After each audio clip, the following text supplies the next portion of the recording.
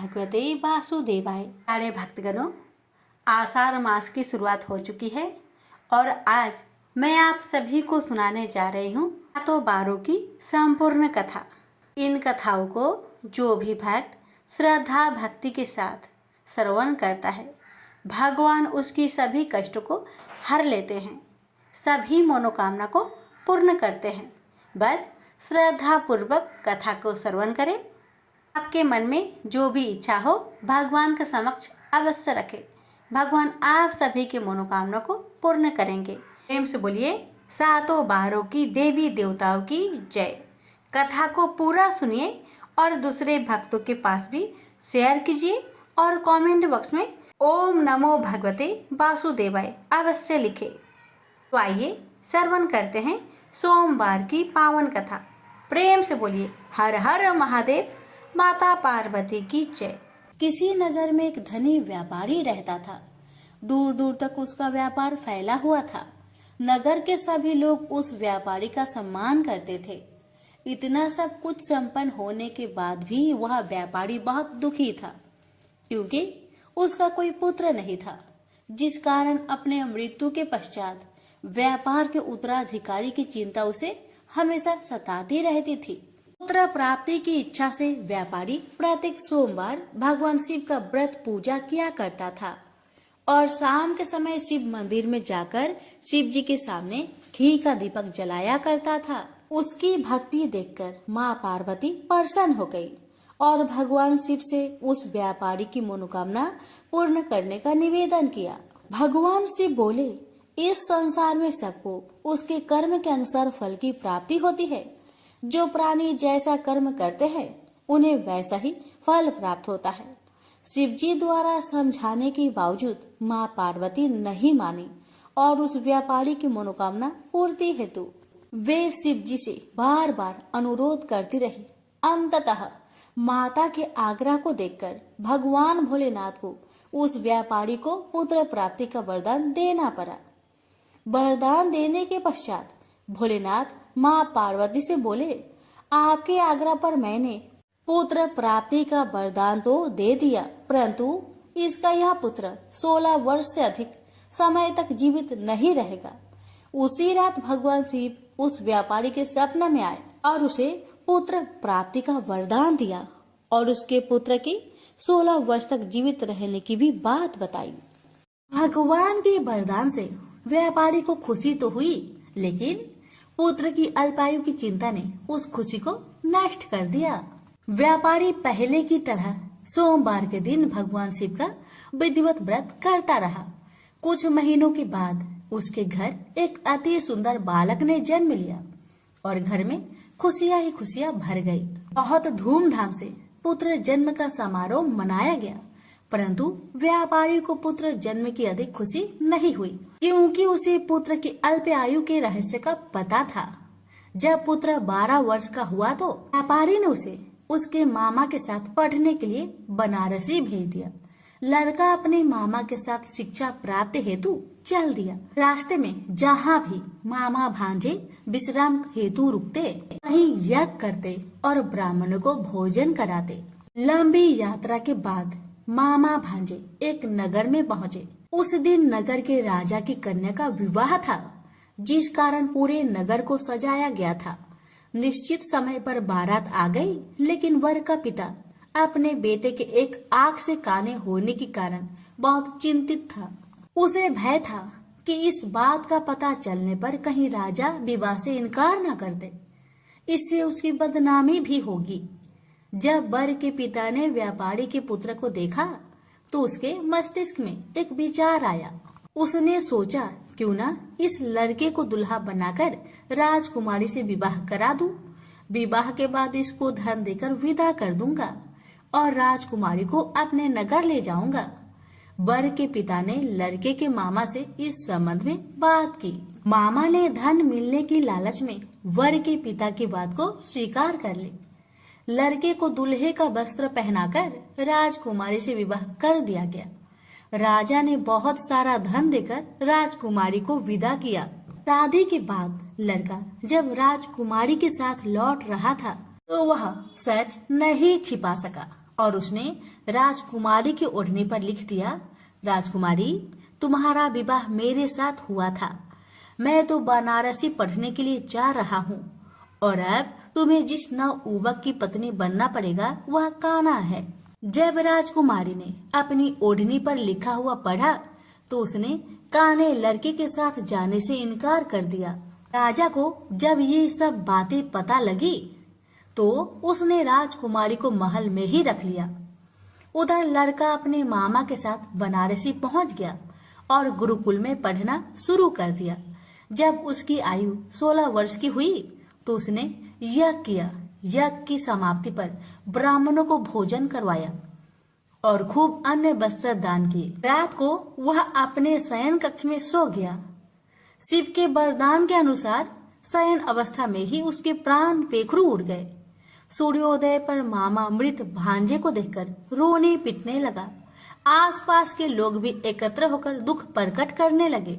लड़के के मामा के रोने विलाप करने के स्वर समीप से गुजरते हुए भगवान शिव और माता पार्वती ने भी सुने। माता पार्वती ने भगवान से कहा, प्राणनाथ, मुझे इसके रोने का स्वर सहन नहीं हो रहे, आप इस व्यक्ति के कष्ट को अवश्य दूर करें। भगवान शिव ने माता पार्वती के साथ अदृश्य रूप में समीप जाकर देखा तो भोलेनाथ माता पार्वती से बोले, यह तो उसी व्यापारी का पुत्र है जिसे मैंने 16 वर्ष की आयु का वरदान दिया था। इसकी आयु पूरी हो गई है। माँ पार्वती ने फिर भगवान शिव से निवेदन कर उस बालक को जीवन देने का आग्रह किया। माता पार्वती के आग्रह पर भगवान शिव ने उस लड़के को जीवित होने का वरदान दिया और कुछ ही पल में वह जीवित होकर उठ बैठा। शिक्षा समाप्त करके लड़का मामा के साथ अपने नगर की ओर चल दिया। दोनों चलते हुए उसी नगर में पहुंचे जहां उसका विवाह हुआ था। उस नगर में भी यज्ञ का आयोजन किया। समीप से गुजरते हुए नगर के राजा ने यज्ञ का आयोजन देखा और उसने तुरंत ही लड़के और उसके मामा को पहचान लिया। यज्ञ के समाप्त होने पर राजा मामा और लड़के को महल में ले गया और कुछ दिन उन्हें महल में रखकर बहुत सा धन वस्त्र आदि देकर राजकुमारी के साथ विदा कर दिया। इधर भूखे प्यासे रहकर व्यापारी और उसकी पत्नी बेटे की प्रतीक्षा कर रहे थे। उन्होंने प्रतिज्ञा कर रखी थी कि यदि उन्हें अपने बेटे की मृत्यु का समाचार मिला तो दोनों अपने प्राण त्याग देंगे। परंतु जैसे ही उसने बेटे के जीवित वापस लौटने का समाचार सुना तो वह बहुत परेशान हुआ। वह अपनी पत्नी और मित्रों के साथ नगर के द्वार पर पहुंचा। अपने बेटे के विवाह का समाचार सुनकर पुत्र वधू राजकुमारी को देखकर उसकी खुशी का ठिकाना न रहा। उसी रात भगवान शिव ने व्यापारी को सपने में आकर कहा, हे श्रेष्ठी, मैंने तेरे सोमवार व्रत करने और व्रत कथा सुनने से प्रसन्न होकर तेरे पुत्र को लंबी आयु प्रदान की है। पुत्र की लंबी आयु जानकर व्यापारी बहुत प्रसन्न हुआ।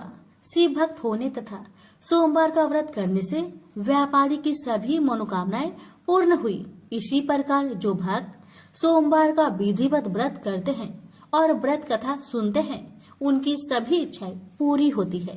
उनसे बोलिए उमापति शंकर भगवान की जय। मंगलवार व्रत कथा। व्यास जी ने कहा, एक बार नैमिषारण्य तीर्थ में 80,000 मुनि एकत्र होकर पुराणों की ज्ञाता श्री सूत जी से पूछने लगे, हे महामुने, आपने हमें अनेक पुराणों की कथाएं सुनाई हैं।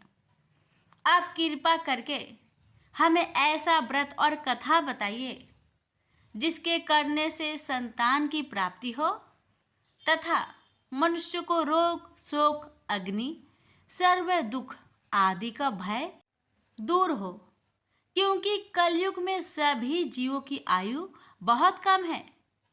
फिर इस पर उन्हें रोग, चिंता के कष्ट लगे रहेंगे तो फिर वह श्री हरि के चरणों में अपना ध्यान कैसे लगा सकेंगे।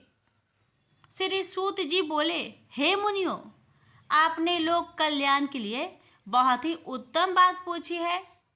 एक बार युधिष्ठिर ने भगवान श्री कृष्ण से लोक कल्याण के लिए यही प्रश्न किया था। भगवान श्री कृष्ण और युधिष्ठिर का संवाद तुम्हारे सामने कहता हूं, ध्यान देकर सुनो। एक समय पांडवों की सभा में श्री कृष्ण जी बैठे हुए थे। तब युधिष्ठिर ने भगवान श्री कृष्ण से प्रश्न किया, हे प्रभु नंद नंदन गोविंद, आपने मेरे लिए अनेकों कथाएं सुनाई हैं। आज आप कृपा करके ऐसा व्रत या कथा सुनाइए जिसके करने से मनुष्य को रोग चिंता का भय समाप्त हो और उसको पुत्र की प्राप्ति हो। हे प्रभु, बिना पुत्र के जीवन व्यर्थ है। पुत्र के बिना मनुष्य नरकगामी होता है। पुत्र के बिना मनुष्य पितृ ऋण से छुटकारा नहीं पा सकता और ना ही उसका पुण्यक नामक नरक से उद्धार हो सकता है। अतः पुत्रदायक व्रत बतलाइए। श्री कृष्ण भगवान बोले, हे राजन, मैं एक प्राचीन इतिहास सुनाता हूँ, आप उसे ध्यान पूर्वक सुनो। कुंडलपुर नामक एक नगर था। उसमें नंदा नामक एक ब्राह्मण रहता था। भगवान की कृपा से उसके पास सब कुछ था, फिर भी वह दुखी था। उसका कारण यह था कि ब्राह्मण की स्त्री सुनंदा की कोई संतान न थे। सुनंदा पतिव्रता थी, भक्ति पूर्वक श्री हनुमान जी की आराधना करती थी। मंगलवार के दिन व्रत करके अंत में भोजन बनाकर हनुमान जी का भोग लगाने के बाद स्वयं भोजन करती थी।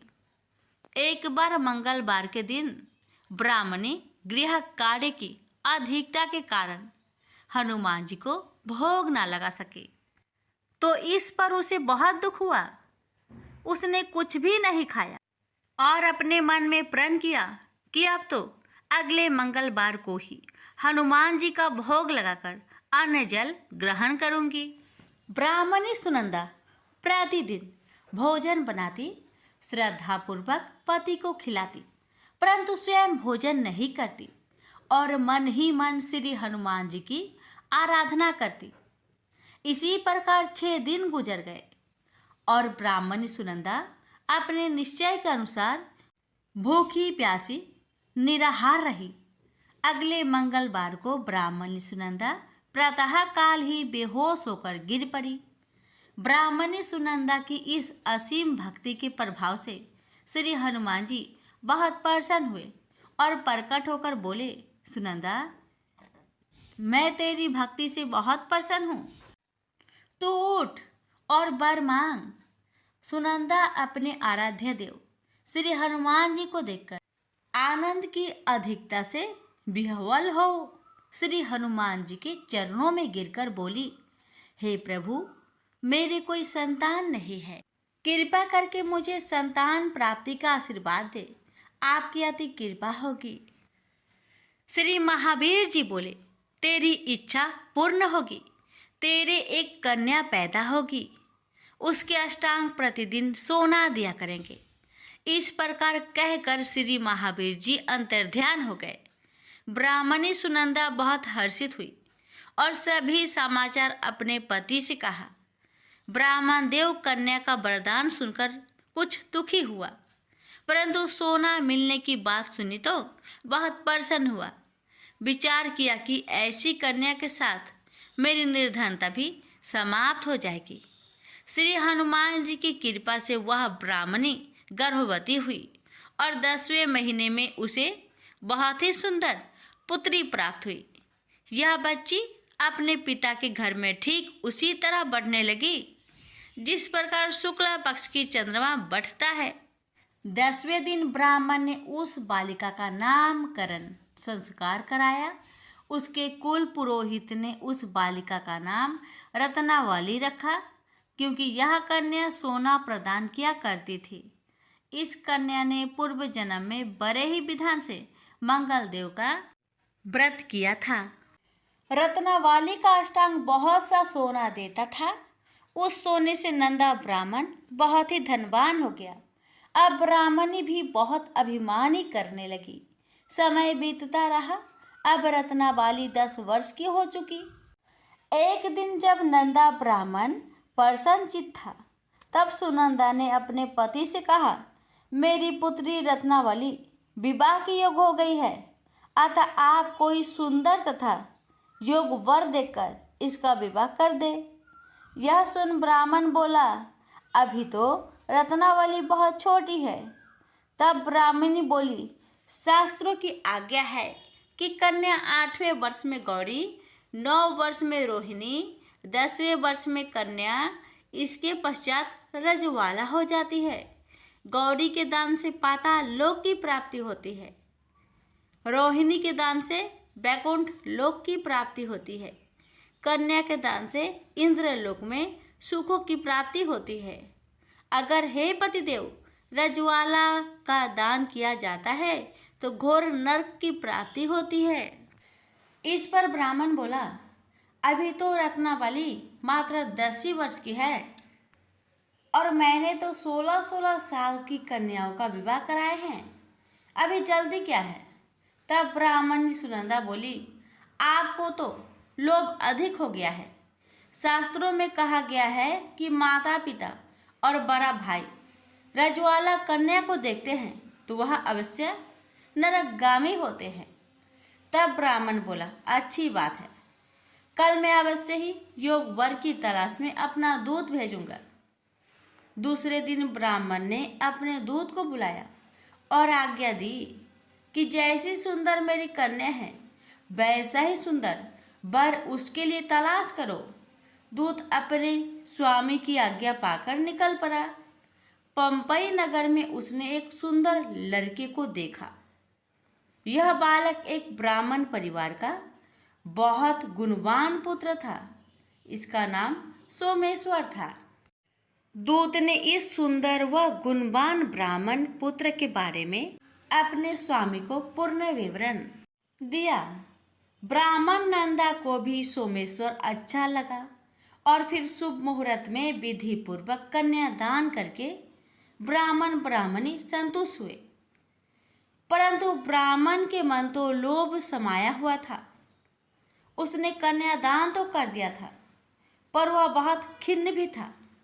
उसने विचार किया कि रत्नावली तो अब चली जाएगी और मुझे इससे जो सोना मिलता था वह अब मिलेगा नहीं। मेरे पास जो धन था कुछ तो इसके विवाह में खर्च हो गया और जो शेष बचा है वह भी कुछ दिनों के पश्चात समाप्त हो जाएगा। मैंने तो इसका विवाह करके बहुत बड़ी भूल कर दी है। अब कोई ऐसा उपाय हो कि रत्नावली मेरे घर में ही बनी रहे, अपनी ससुराल ना जावे। लोभ रूपी राक्षस ब्राह्मण के मस्तिष्क पर छाता जा रहा था। रात भर अपनी सैया पर बेचैनी से करवटें बदलते बदलते उसने एक बहुत ही क्रूर निर्णय लिया। उसने विचार किया कि जब रत्नावली को लेकर उसका पति सोमेश्वर अपने घर के लिए जाएगा तो वह मार्ग में छिपकर सोमेश्वर का वध कर देगा और अपनी लड़की को अपने घर ले आएगा, जिससे नियमित रूप से उसे सोना भी मिलता रहेगा और समाज का कोई मनुष्य उसे दोष भी नहीं दे सकेगा। प्रातःकाल हुआ तो नंदा और सुनंदा ने अपने जामाई तथा लड़की को बहुत सारा धन देकर विदा किया। सोमेश्वर अपनी पत्नी रत्नावली को लेकर ससुराल से अपने घर की तरफ चल दिया। ब्राह्मण नंदा महालोभ के वशीभूत हो अपने मति खो चुका था। पाप पुण्य को उसे विचार न रहा था।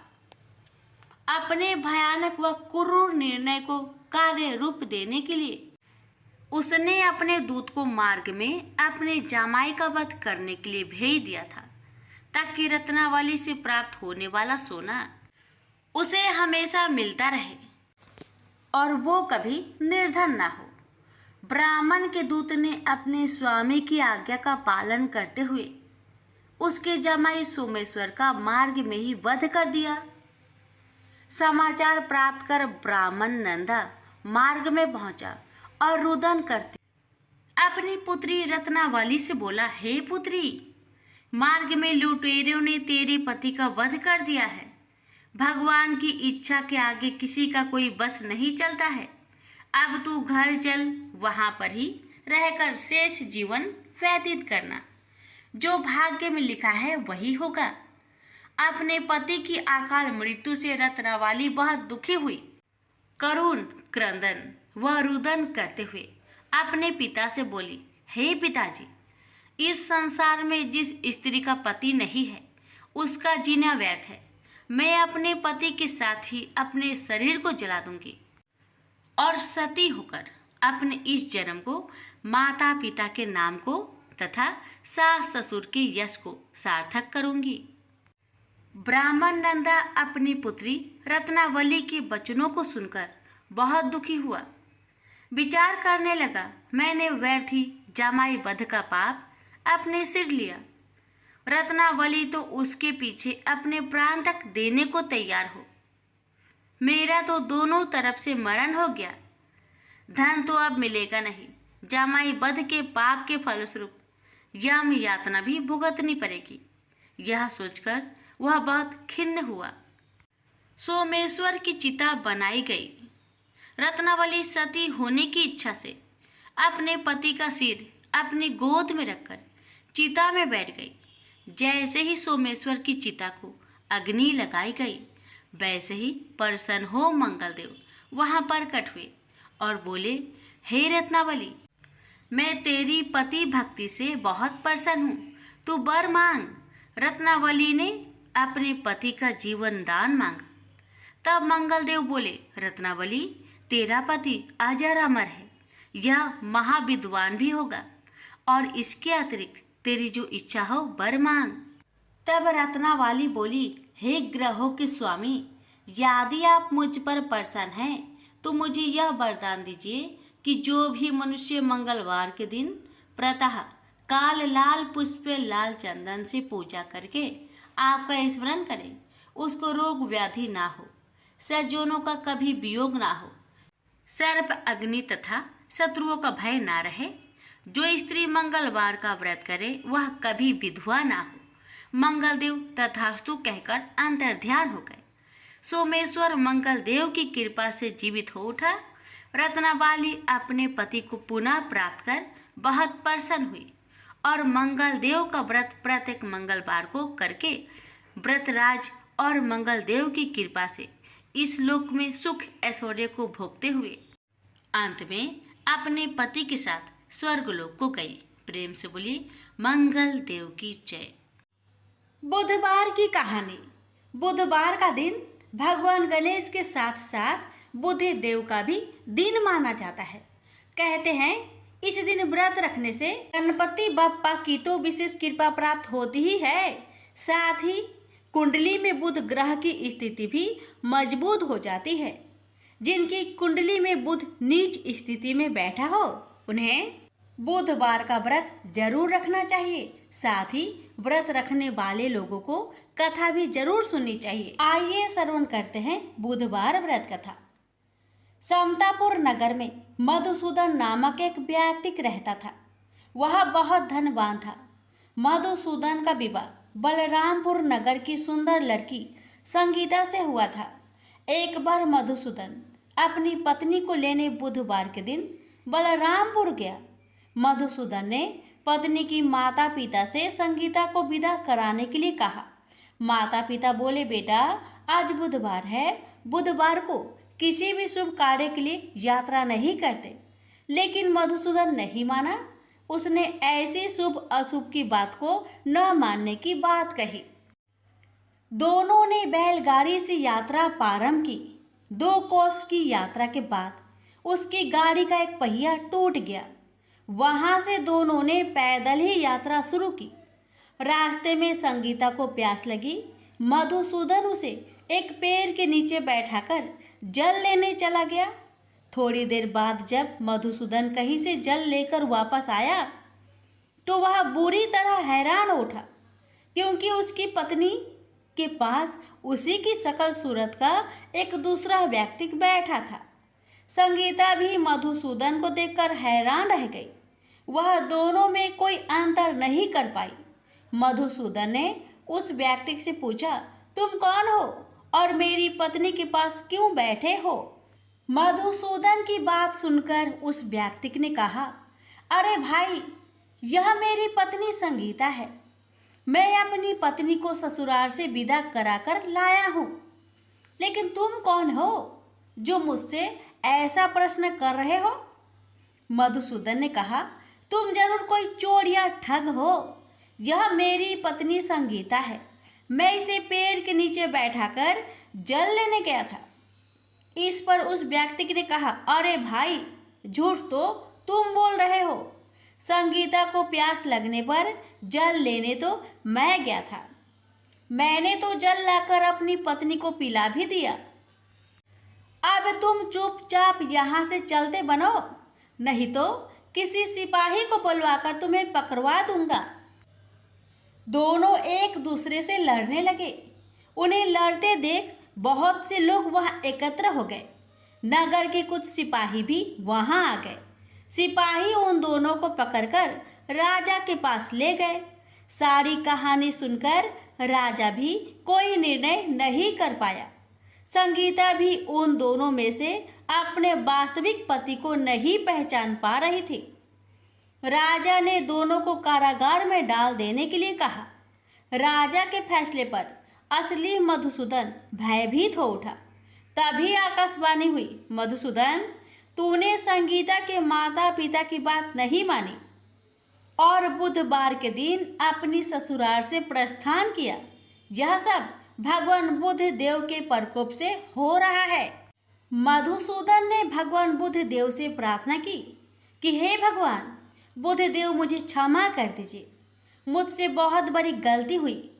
भविष्य में अब कभी बुधवार के दिन यात्रा नहीं करूंगा और सदैव बुधवार को आपका व्रत किया करूंगा। मधुसूदन के प्रार्थना करने से भगवान बुद्ध देव ने उसे क्षमा कर दिया। तभी दूसरा व्यक्ति राजा के सामने से गायब हो गया। राजा और दूसरे लोग इस चमत्कार को देख हैरान हो गए। भगवान बुद्ध देव की इस अनुकंपा से राजा ने मधुसूदन और उसकी पत्नी को सम्मान पूर्वक विदा किया। कुछ दूर चलने पर रास्ते में उन्हें बैलगाड़ी मिल गई। बैलगाड़ी का टूटा हुआ पहिया भी जुड़ा हुआ था। दोनों उसमें बैठकर समतापुर की ओर चल दिए। मधुसूदन और उसकी पत्नी संगीता दोनों बुधवार को व्रत करते हुए आनंद पूर्वक जीवन यापन करने लगे। इस तरह भगवान बुद्ध देव की कृपा से उनके यहाँ खुशियाँ बरसने लगी। इस तरह जो स्त्री पुरुष विधिवत बुधवार का व्रत करके व्रत कथा सुनते हैं, भगवान बुद्ध देव उनके सभी कष्ट को दूर करते हैं। प्रेम से बोलिए, बुद्ध देव की जय। प्राचीन समय की बात है। एक नगर में एक बड़ा व्यापारी रहता था। वह जहाजों में माल लदवाकर दूसरे देशों में भेजा करता था। वह जिस प्रकार अधिक धन कमाता था, उसी प्रकार जी खोलकर दान भी करता था। परंतु उसकी पत्नी अत्यंत कंजूस थी। वह किसी को एक दमड़ी भी दान नहीं देती थी। एक बार सेठ जब दूसरे देश व्यापार करने गया तो पीछे से बृहस्पति भगवान साधु का वेश धारण करके व्यापारी की पत्नी के समक्ष उपस्थित हुए और भिक्षा मांगने लगे। तब व्यापारी की पत्नी ने साधु महाराज से कहा, हे साधु महाराज, मैं इस दान और पुण्य से तंग आ गई हूँ। आप कोई ऐसा उपाय बताए जिससे मेरा सारा धन नष्ट हो जाए और मैं आराम से रह सकूं। मैं यह धन लूटता हुआ नहीं देख सकती। बृहस्पति भगवान ने कहा, हे देवी, तुम बड़ी विचित्र हो। संतान और धन से कोई दुखी होता है भला? अगर अधिक धन है तो इसे शुभ कार्यों में लगाओ। कुंवारी कन्याओं का विवाह करवाओ। विद्यालय और बाग बगीचों का निर्माण कराओ। ऐसे पुण्य कार्य करने से तुम्हारा लोक परलोक सार्थक हो सकता है। परंतु साधु की इन बातों से व्यापारी की पत्नी को खुशी नहीं हुई। उसने कहा, मुझे ऐसी धन की आवश्यकता नहीं है जिसे मैं दान में दूं। तब बृहस्पति देव बोले, यदि तुम्हारी ऐसी इच्छा है तो तुम एक उपाय करना। 7 बृहस्पतिवार घर को गोबर से लिपना और अपने केसों को पीली मिट्टी से धोना। केसों को धोते समय स्नान भी करना। व्यापारी से हजामत बनाने को कहना। भोजन में मांस मदिरा खाना। कपड़े अपने घर धोना। ऐसा करने से तुम्हारा सारा धन नष्ट हो जाएगा। इतना कहकर बृहस्पति भगवान अंतर ध्यान हो गए। व्यापारी की पत्नी ने बृहस्पति देव के कहे अनुसार 7 बृहस्पतिवार वैसा ही करने का निश्चय किया। केवल 3 बृहस्पतिवार बीते कि उसके समस्त धन संपत्ति नष्ट हो गई और वह परलोक सिधार गई। जब व्यापारी वापस आया तो उसने देखा कि उसका सब कुछ नष्ट हो चुका है। यह देखकर व्यापारी ने अपनी पुत्री को सत्वाना दी और दूसरे नगर में जाकर बस गया। वहाँ वह जंगल से लकड़ी काट कर लाता और शहर में बेचता था। इस तरह वह अपना जीवन व्यतीत करने लगा। एक दिन उसकी पुत्री ने दही खाने की इच्छा प्रकट की, लेकिन व्यापारी के पास दही खरीदने के पैसे नहीं थे।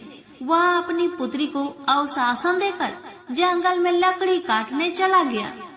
वह एक वृक्ष के नीचे बैठकर अपनी पूर्व दशा पर विचार करके रोने लगा।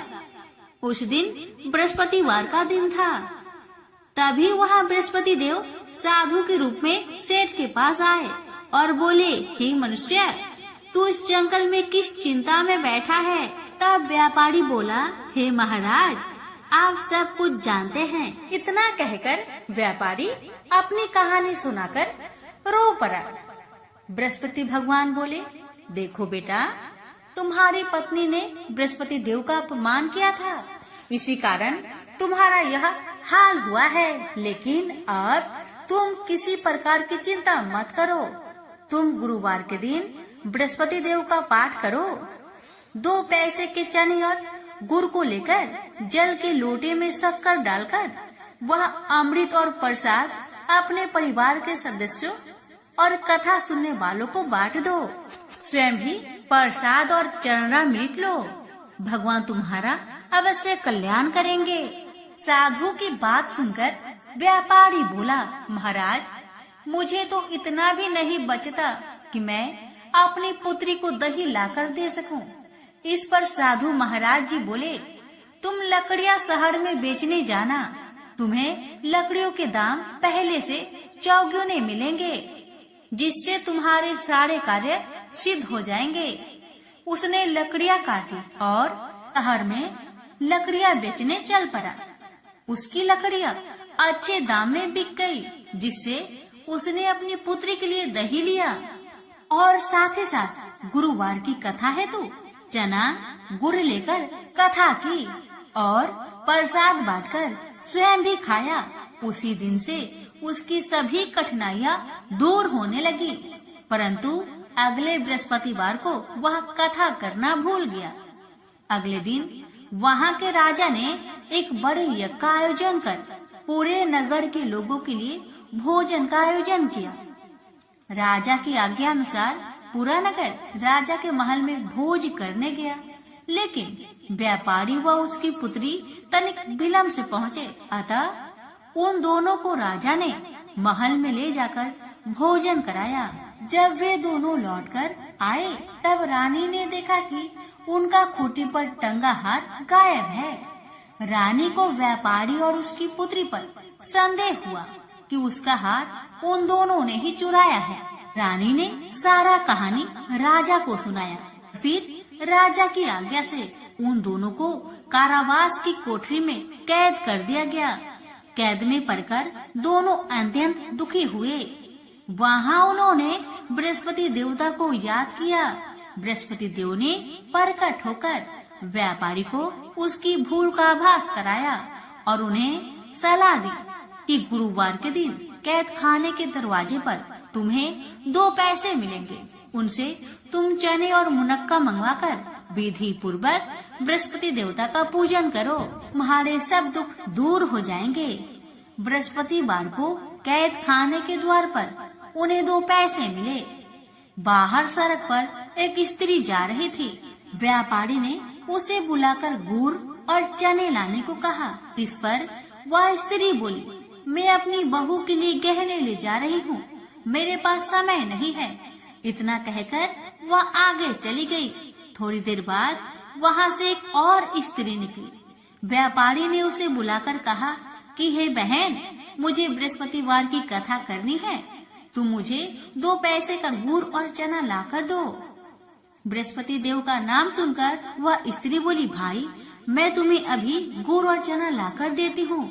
मेरा इकलौता पुत्र मर गया है, मैं उसके लिए कफन लेने जा रही थी, लेकिन मैं पहले तुम्हारा काम करूँगी और उसके बाद मैं अपने पुत्र के लिए कफन लाऊंगी।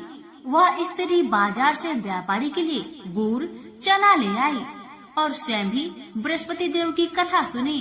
कथा समाप्त होने पर वह स्त्री कफन लेकर अपने घर गई।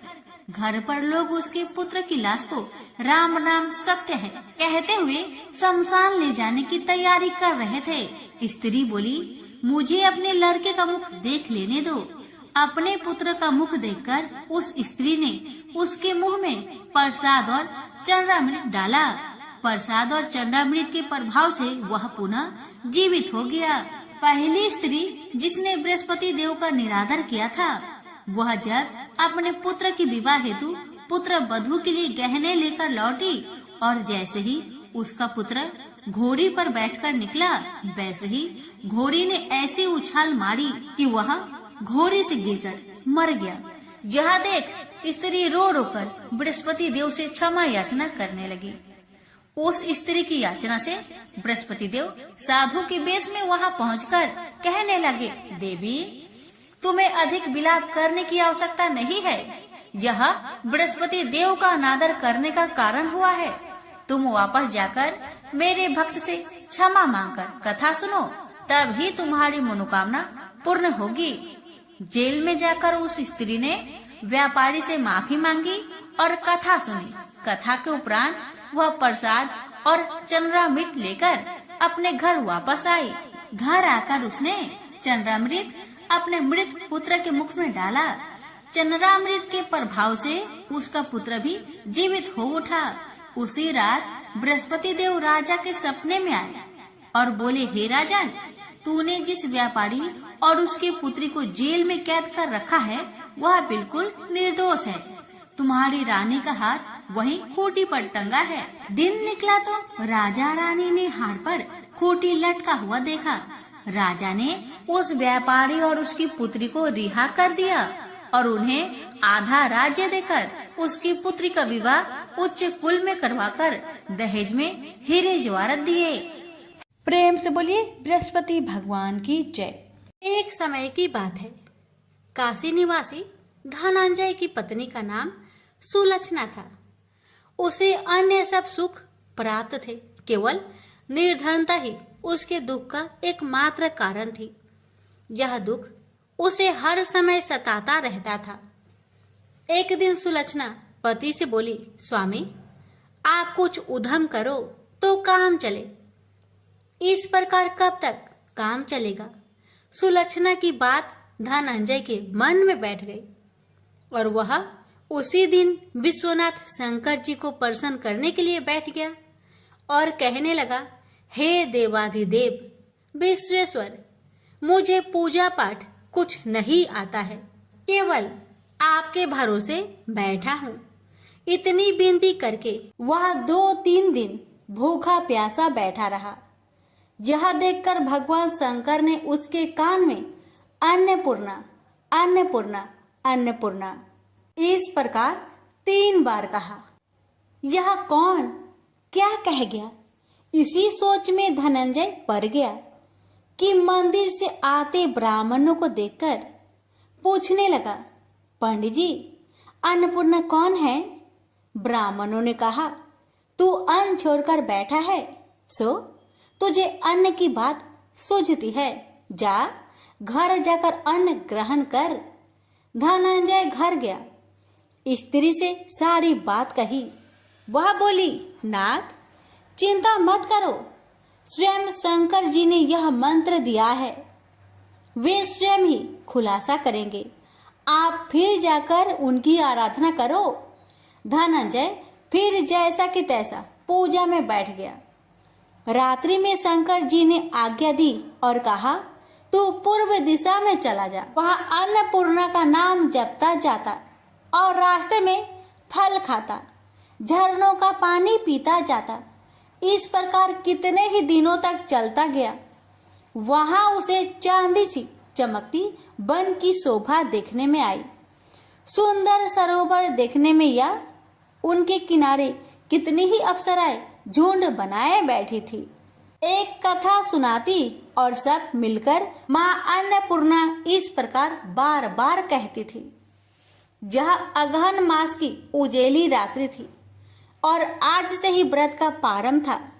जिस शब्द की खोज करने वह निकला था वह उसे वहां सुनने को मिला।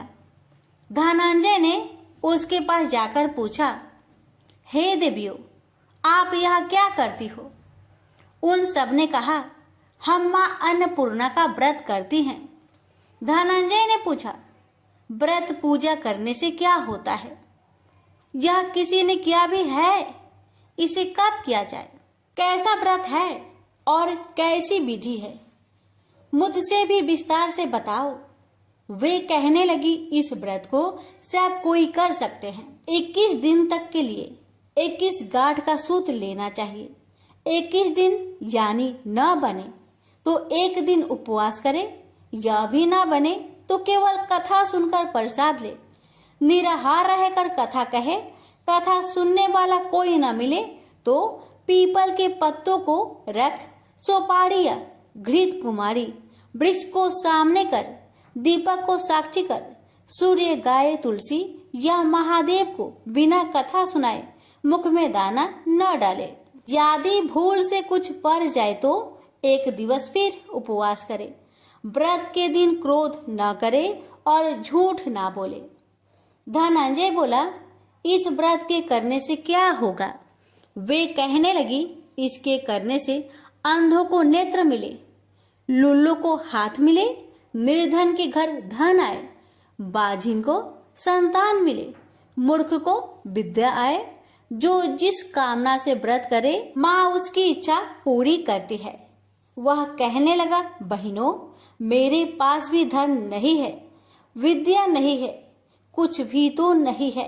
मैं तो दुखिया ब्राह्मण हूँ, मुझे इस व्रत का सूत दोगी? हाँ भाई, तेरा कल्याण हो, हम तुम्हें अवश्य देंगे। ले, इस व्रत का मंगल सूत्र ले। धनंजय ने व्रत किया। व्रत पूरा हुआ तभी सरोवर में से 21 खंड की स्वर्ण सीढ़ी हीरा मोती जड़ी हुई प्रकट हुई। धनंजय अन्नपूर्णा अन्नपूर्णा कहता जाता था। इस प्रकार कितनी ही सीढ़ियां उतर गया तो क्या देखता है कि करोड़ों सूर्य से प्रकाशमान अन्नपूर्णा का मंदिर है। उसके सामने स्वर्ण सिंहासन पर माता अन्नपूर्णा विराजमान है। सामने भिक्षा हेतु शंकर भगवान खड़े हैं। देवांगनाएं चवर डुलाती है, कितनी ही हथियार बांधे पहरा देती है। धनंजय दौड़कर जगदम्बा के चरणों में गिर गया। देवी उसके मन का कलेश जान गई। धनंजय कहने लगा, माता, आप तो अंतर्यामी हो, आपको अपनी दशा क्या बताऊं? माता बोली, मेरा व्रत किया है, जा, संसार तेरा सत्कार करेगा। माता ने धनंजय की जिह्वा पर बीज मंत्र लिख दिया। अब तो उसके रोम रोम में विद्या प्रकट हो गई। इतने में क्या देखता है कि वह काशी विश्वनाथ के मंदिर में खड़ा है। माँ का वरदान ले धनंजय घर आया। सुलक्षणा से सब बात कही। माता जी की कृपा से उसके घर में संपत्ति उमड़ने लगी। छोटा सा घर बहुत बड़ा गिना जाने लगा। जैसे शहद के छत्तों में मक्खियां जमा होती है, उसी प्रकार अनेक सगे संबंधी आकर उसकी बड़ाई करने लगे। कहने लगे, इतना धन और इतना बड़ा घर, सुंदर संतान नहीं हो तो इस कमाई का कौन भोग करेगा? सुलक्षणा से संतान नहीं है, इसलिए तुम दूसरा विवाह करो। अनिच्छा होते हुए भी धनंजय को दूसरा विवाह करना पड़ा और सुलोचना को सौत का दुख उठाना पड़ा। इस प्रकार दिन बीतते गए और अगहन मास आया। नए बंधन से बंधे पति से सुलोचना ने कहलाया कि हम व्रत के प्रभाव से सुखी हुए हैं, इस कारण यह व्रत छोड़ना नहीं चाहिए। यह माता जी का प्रताप है जो हम इतने संपन्न और सुखी हैं। सुलोचना की बात सुन धनंजय उसके यहाँ आया और व्रत में बैठ गया। नई बहू को इस व्रत की खबर नहीं थी। वह धनंजय की आने की राह देख रही थी। दिन बीतते गए और व्रत पूर्ण होने में 3 दिवस बाकी थे कि नई बहू को खबर पड़ी। उसके मन में ईर्ष्या की ज्वाला दहकने लगी थी। सुलोचना के घर आ पहुंची और उसने वहां भगदड़ मचा दी। वह धनंजय को अपने साथ ले गई।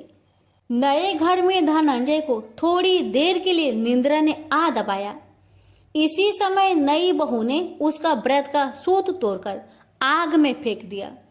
अब तो माता जी का कोप जाग गया। घर में अकस्मात आग लग गई। सब कुछ जलकर खाक हो गया। सुलोचना जान गई और पति को फिर अपने घर ले आई। नई बहू रूठकर माता पिता के घर जा बैठी। पति को परमेश्वर मानने वाली सुलोचना बोली, नाथ घबराना नहीं, माता जी की कृपा अलौकिक है। पुत्र कुपुत्र हो जाता है पर माता कुमाता नहीं होती। अब आप श्रद्धा और भक्ति से आराधना शुरू करो, वे जरूर हमारा कल्याण करेगी। धनंजय फिर माता के पीछे पड़ गया। फिर वही सरोवर सीढ़ी प्रकट हुई। उसमें माँ अन्नपूर्णा कहकर वह उतर गया। वहां जा माता जी के चरणों में रुदन करने लगा। माता प्रसन्न होकर बोली, यह मेरी स्वर्ण की मूर्ति ले, उसकी पूजा करना, तू फिर सुखी हो जाएगा। जा, तुझे मेरा आशीर्वाद है। तेरी स्त्री सुलोचना ने श्रद्धा से मेरा व्रत किया है, उसे मैंने पुत्र दिया है। धनंजय ने आंखें खोली तो खुद को काशी विश्वनाथ के मंदिर में खड़ा पाया। वहां से फिर उसी प्रकार घर को आया। इधर सुलोचना के दिन चढ़े और महीने पूरे होते ही पुत्र का जन्म हुआ। गांव में आश्चर्य की लहर दौड़ गई। इस प्रकार उसी गांव के निसंतान सेठ के पुत्र होने पर उसने माता अन्नपूर्णा का मंदिर बनवा दिया। उसमें माता जी धूमधाम से पधारी, यज्ञ किया और धनंजय को मंदिर के आचार्य का पद दे दिया। जीविका के लिए मंदिर की दक्षिणा और रहने के लिए बड़ा सुंदर सा भवन दिया। धनंजय स्त्री पुत्र सहित वहां रहने लगा। माता जी के चढ़ावे में भरपूर आमदनी होने लगी। उधर नई बहू के पिता के घर डाका पड़ा, सब लूट गया। वे भीख मांगकर पेट भरने लगे। सुलोचना ने यह सुना तो उन्हें बुला भेजा, अलग घर में रख लिया और उनके अन्न वस्त्र का प्रबंध कर दिया। धनंजय, सुलोचना और उसका पुत्र माता जी की कृपा से आनंद से रहने लगे।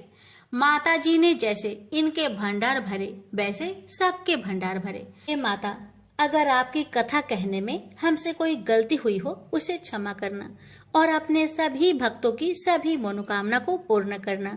प्रेम से बोलिए अन्नपूर्णा माता की जय। हर हर महादेव, माता पार्वती की जय। शनिवार व्रत कथा। एक ब्राह्मण को सपने में नीली घोड़ी पर नीली कपड़े पहने एक आदमी दिखाई देता था और कहता है, हे ब्राह्मण देवता, मैं तेरे लगूंगा। ब्राह्मण घबरा कर उठ गया। अगले दिन यही सपना उसे फिर आता है। यह सपना उसे रोज आने लगा। वह परेशान हो गया और चिंता के मारे दुबला होने लगा। उसकी पत्नी ने कारण पूछा तो उसने सपने के बारे में बताया। ब्राह्मणी बोली, वे अवश्य ही शनि महाराज होंगे। अब की बार दिखे तो कहना लग जाओ, पर 1.25 पहर से ज्यादा मत लगना। उस दिन सपने आने पर ब्राह्मण ने कहा, लग जाओ, पर कितने समय के लिए लगोगे? शनि जी बोले, 7.5 वर्ष का लगूंगा। ब्राह्मण ने कहा, क्षमा करे शनि जी, इतना भारी तो मुझसे झेला नहीं जाएगा। तब शनि जी बोले, तो 5 वर्ष का लग जाऊंगा। ब्राह्मण बोला, यह भी मेरे लिए ज्यादा है। शनि जी बोले, 2.5 साल का लग जाऊं। ब्राह्मण ने मना किया तो शनि जी कहने लगे, 1.25 पहर का तो लगूंगा ही, इतना तो कोढ़ी कलंगी भिखारी के भी लग जाता हूँ। तब ब्राह्मण ने कहा, ठीक है। ब्राह्मण को 1.25 पहर की शनि की दशा लग गई। ब्राह्मण ने नींद से जागकर ब्राह्मण से कहा, मेरे 1.25 पहर शनि की दशा लग गई है, इसलिए मैं जंगल में जाकर यह समय बिताऊंगा। मेरे लिए खाने पीने का सामान बांध दे। मेरे पीछे से किसी से लड़ाई झगड़ा ना हो, इसका ध्यान रखना। ज्यादातर घर में ही रहना, बच्चों का भी ध्यान रखना। इस 1.25 पहर के समय में कोई गाली भी दे तो चुपचाप सुन लेना, बहस मत करना। यह सब समझाकर ब्राह्मण जंगल में चला गया। जंगल में ब्राह्मण एक पीपल के पेड़ के नीचे बैठ गया और हनुमान जी का पाठ करने लगा। 1 पहर बीत गया। ब्राह्मण ने सोचा बाकी बचा समय रास्ते में बीत जाएगा, इसलिए वहां से चल दिया। रास्ते में एक बारी में मतीरे लगे देखे। माली से एक मतीरा खरीदा, पोटली में बांधा और आगे बढ़ा। आगे एक आदमी मिला जो असल में शनिदेव थे। ब्राह्मण से पूछा, पोटली में क्या है? उसने कहा, मतीरा है। शनिदेव बोले, दिखाओ। ब्राह्मण ने पोटली खोली। उसमें राजकुमार का कटा हुआ खून से लथपथ सिर दिखा। शनिदेव ब्राह्मण को राजा के पास ले गए और कहा कि इस ब्राह्मण ने राजकुमार की हत्या कर दी है। इसके पास पोटली में राजकुमार का सिर है। राजा ने कहा, मैं यह नहीं देख सकता, इस ब्राह्मण को सूली पर चढ़ा दो। राजा के यहाँ हाहाकार मच गया। ब्राह्मण को सूली पर चढ़ाने से पहले पूछा गया कि उसकी कोई आखिरी इच्छा हो तो बताए। ब्राह्मण ने सोचा किसी तरह 1.25 पहर पूरा करना होगा। उसने कहा, वहाँ रोज बालाजी की कथा सुनता है। मरने से पहले अंतिम बार बालाजी की कथा सुनना चाहता हूँ। ब्राह्मण को कथा सुनाने का प्रबंध किया गया। कथा कहते कहते 1.25 पहर पूरा हो गया। शनि की दशा टलते ही राजकुमार शिकार खेलकर लौटता हुआ दिखाई दिया। राजकुमार को आता देख राजा बहुत खुश हुआ, लेकिन उसे निर्दोष ब्राह्मण की हत्या का दोष लगने का डर सताने लगा। उसने तुरंत घोड़सवार सैनिकों को ब्राह्मण को आदर सहित ले आने के लिए भेजा। ब्राह्मण राज दरबार में आया तो राजा ने क्षमा मांगी और पोटली दिखाने के लिए कहा। पोटली खोली तो उसमें मतीरा था। राजा ने इन सब के बारे में पूछा तो ब्राह्मण ने बताया, मुझे 1.25 पहर की शनिचर की दशा लगी थी, इस कारण यह सब तमाशा हुआ। राजा ने पूछा, यह दशा कैसे टलती है? ब्राह्मण बोला, राजा, यह सेठ के लगे तो काला हाथी या काला घोड़ा दान करे, गरीब के लगे तो पीपल की पूजा करे तब बोले, साचा शनिचर कहिए, जाके पाओ सदा ही पढ़िए। शनि की कहानी सुने, तिल का तेल और काला उड़द दान करे, काले कुत्ते को तेल से चुपर कर रोटी खिलाए तो शनिचर की दशा उतर जाती है। राजा ने उसे मतीरा वापस दे दिया। घर आकर ब्राह्मण ने मतीरा काटा तो उसमें बीज की जगह हीरे मोती निकले। ब्राह्मण ने पूछा, यह कहाँ से लाए? आप तो कह रहे थे कि शनि की दशा लगी है। ब्राह्मण ने कहा, जब दशा लगी थी तो यही मतीरा राजकुमार का सिर बन गया था। उतरती दशा के शनि जी निहाल कर गए। हे शनि देवता, जैसे ब्राह्मण के शनि की दशा लगी वैसे किसी को ना लगे। प्रेम से बोलिए शनि देव की जय। प्राचीन काल में एक नगर में एक वृद्धा रहती थी। उसका नियम था कि वह हर रविवार घर आंगन गोबर से लिपकर भोजन तैयार करती और सूर्य देव को भोग लगाकर ही भोजन करती थी। ऐसा व्रत करने से उसका घर अनेक प्रकार से धन्य धान्य से पूर्ण हो गया। श्री हरि की कृपा से घर में किसी प्रकार की विघ्न या दुख नहीं था। सब प्रकार से घर में आनंद रहता था। इस तरह कुछ दिन बीत जाने पर उसकी एक पड़ोसन, जिसकी गौ का गोबर वह वृद्ध लाया करती थी, विचार करने लगी कि यह वृद्ध सर्वदा मेरी गौ का गोबर ले जाती है, इसलिए अपनी गौ को घर के भीतर बांधने लगे। वृद्धा को गोबर न मिलने से रविवार के दिन अपने घर को न लिप सकी, इसलिए उसने न तो भोजन बनाया न भगवान को भोग लगाया तथा स्वयं भी उसने भोजन नहीं किया। इस प्रकार उसने निराहार व्रत किया। रात्रि हो गई और वह भूखी सो गई। रात्रि में भगवान ने उसे स्वप्न दिया और भोजन न बनाने तथा लगाने का कारण पूछा। वृद्धा ने गोबर न मिलने का कारण सुनाया। तब भगवान ने कहा कि माता, हम तुमको ऐसी गौ देते हैं जिससे सभी इच्छाएं पूर्ण होती है, क्योंकि तुम हमेशा रविवार को गौ के गोबर से लिपकर भोजन बनाकर मेरा भोग लगाकर खुद भोजन करती हो। इससे मैं खुश होकर तुमको वरदान देता हूँ। निर्धन को धन और बाज स्त्रियों को पुत्र देकर दुखों को दूर करता हूँ तथा अंत समय में मोक्ष देता हूँ। सपने में ऐसा वरदान देकर भगवान तो अंतर ध्यान हो गए और वृद्धा की आँख खुली तो वह देखती है कि आंगन में एक अति सुंदर गौ और बछड़ा बंधे हुए हैं। वह गाय और बछड़े को देखकर अति प्रसन्न हुई और उसको घर के बाहर बांध दिया और वही खाने को चारा डाल दिया। जब उसकी पड़ोसन वृद्धा ने घर के बाहर एक अति सुंदर गौ और बछड़े को देखा तो देश के कारण उसका हृदय जल उठा और उसने देखा कि गाय ने सोने का गोबर किया है, तो वह उस गाय का गोबर ले गई और अपनी गाय का गोबर उसकी जगह रख गई। वह नित्य प्रति ऐसा ही करती रही और सीधी साधी वृद्धा को इसकी खबर नहीं होने दी। तब सर्वव्यापी ईश्वर ने सोचा कि चालाक पड़ोसन के कर्म से वृद्धा ठगी जा रही है, तो ईश्वर ने संध्या के समय अपनी माया से बड़े जोर की आंधी चला दी। वृद्धा ने आंधी के भय से अपनी गौ को भीतर बांध लिया। प्रातःकाल जब वृद्धा ने देखा कि गौ ने सोने का गोबर दिया, तो उसके आश्चर्य की सीमा न रही और वह प्रतिदिन गौ को घर के भीतर ही बांधने लगी।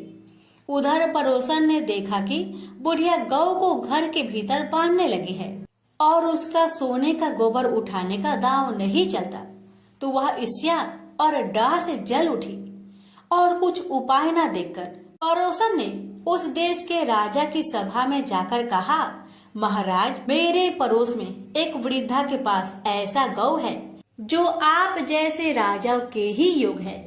वह नित्य सोने का गोबर देती है। आप उस सोने से प्रजा का पालन करिए।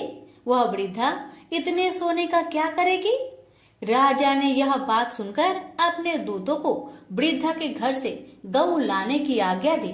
वृद्धा प्रातः ईश्वर का भोग लगा भोजन ग्रहण करने जा ही रही थी कि राजा के कर्मचारी गौ को खोलकर ले गए। वृद्धा काफी रोई चिल्लाई, किंतु कर्मचारियों के समक्ष कोई क्या कहता। उस दिन वृद्धा गौ के वियोग में भोजन न खा सकी और रात भर रो रो कर ईश्वर से गौ को पुनः पाने के लिए प्रार्थना करती रही। उधर राजा गौ को देखकर बहुत प्रसन्न हुआ, लेकिन सुबह जैसे ही वह उठा, सारा महल गोबर से भरा दिखाई देने लगा। राजा यह देख घबरा गया। भगवान ने रात्रि में राजा को सपने में कहा कि हे राजा, गाय वृद्धा को लौटाने में तेरा भला है। उसके रविवार के व्रत से प्रसन्न होकर मैंने उसे गाय दी थी। प्रातः होते ही राजा ने वृद्धा को बुलवाकर बहुत से धन के साथ सम्मान सहित गौ बछड़ा लौटा दिया। उसकी पड़ोसिन को बुलाकर उचित दंड दिया। इतना करने के बाद राजा के महल से गंदगी दूर हो गई। उसी दिन से राजा ने नगरवासियों को आदेश दिया कि राज्य की तथा अपनी समस्त मनोकामनाओं की पूर्ति के लिए रविवार का व्रत रखा करो। व्रत करने से नगर के लोग सुखी जीवन व्यतीत करने लगे। कोई भी बीमार तथा प्रकृति का प्रकोप उस नगर पर नहीं होता था। सारी प्रजा सुख से रहने लगी। प्रेम से बोलिए सूर्य नारायण की जय।